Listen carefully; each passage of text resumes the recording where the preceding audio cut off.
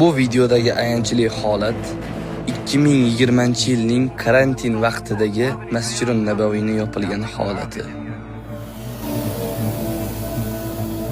Rasululloh sallallohu alayhi va sallamning ravzalaridan mahrum bo'lgan kunimiz.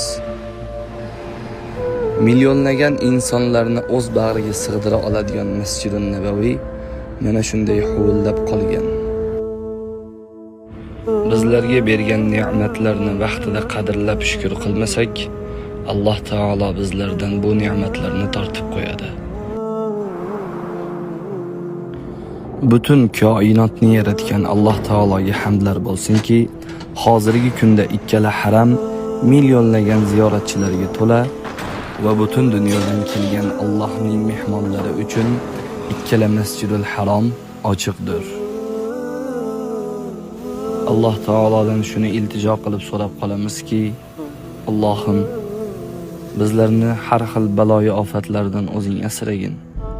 Mana shunday muborak maskanlardan qadamlarimizni uzib qo'ymagin va mana shu joylarga kelishlikni niyat qilganlarni kelishlikka nasib qilgin.